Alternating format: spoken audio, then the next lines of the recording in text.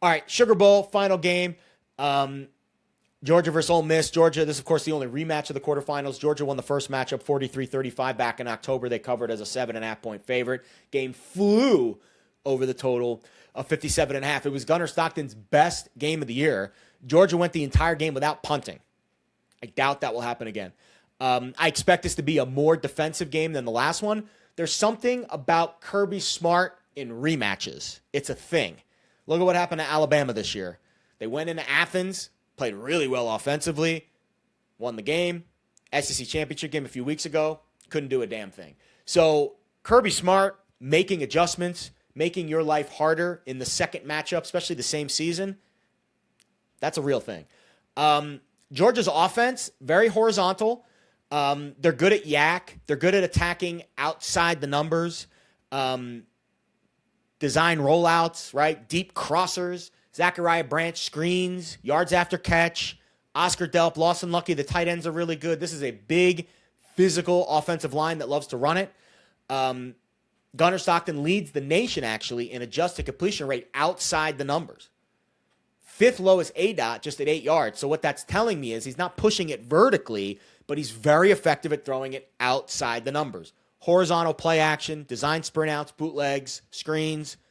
That's the vibe for this Georgia offense. And, oh, by the way, they're going to slam it down your throat as well. Ole Miss, I think, is solid at corner. They're not elite. They struggle a little bit in zone coverage to diagnose the crossers, so that's where I think Georgia can have some success here. Ole Miss has to protect the perimeter.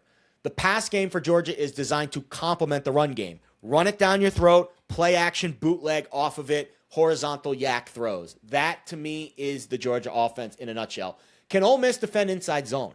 Georgia was much more physical in the first game. They ran for 224 yards. 100 of those yards came on inside zone runs.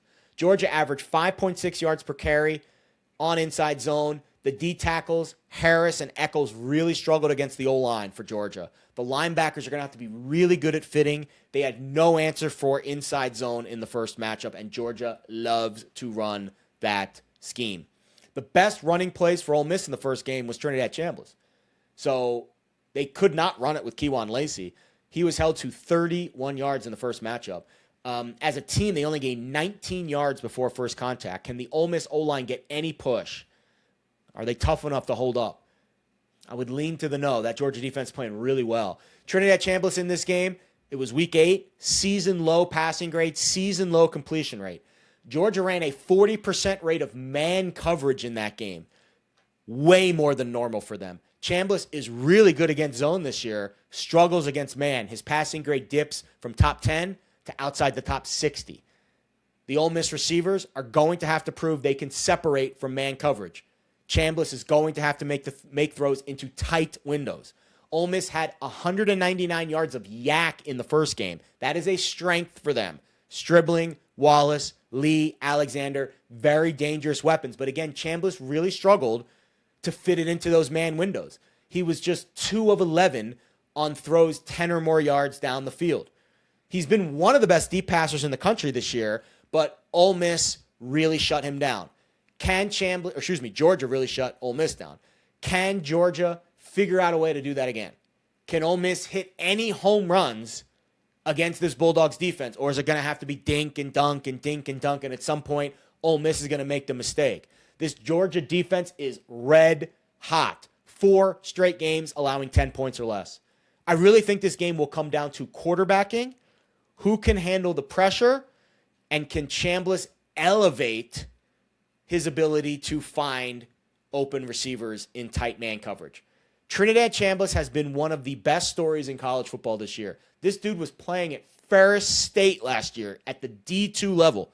He is now about to play Georgia in the Sugar Bowl with a chance to go to the college football playoff semifinals.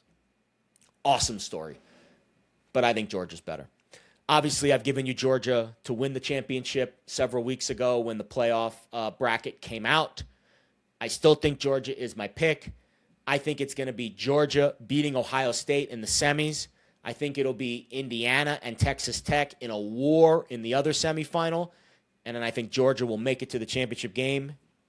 And let's say Texas Tech, just for shits and giggles. But I wouldn't be shocked if Indiana was in that game. But I think Georgia's the best team in the country this year. I think they are mentally stronger than everyone else. And physically, they ain't so bad either. So a bet for this game, I think it's Georgia and the under. I see some 6.5s out there. I would bet Georgia minus 6.5, and I bet under 55.5 for Georgia and Ole Miss.